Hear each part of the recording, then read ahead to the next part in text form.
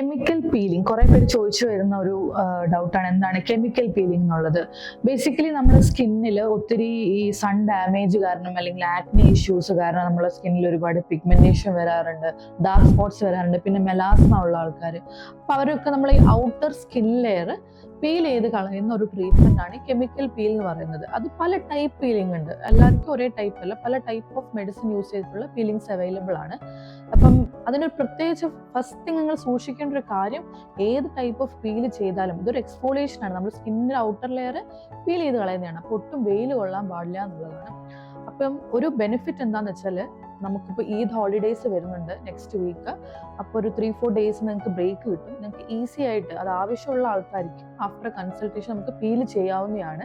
So നിങ്ങളും ഇതുപോലെ ഭയങ്കര ടെക്സ്ചറൊക്കെ ഇമ്പ്രൂവ് ചെയ്യണം, ടോൺ ഇമ്പ്രൂവ് ചെയ്യണം എന്ന് നോക്കിയിരിക്കുന്ന ആൾക്കാരാണെങ്കിൽ കെമിക്കൽ പീൽ ഒരു നല്ല ഓപ്ഷൻ ആയിരിക്കും. കോർണിഷ് ക്ലിനിക്കിൽ കോൺടാക്ട് ചെയ്തോളൂ, നമുക്ക് നോക്കിയിട്ട് നിങ്ങൾക്ക് കെമിക്കൽ പീലിംഗ് ചെയ്യാൻ പറ്റുമോ ഇല്ലയോ എന്നുള്ളത് ഡിസൈഡ് ചെയ്യാം.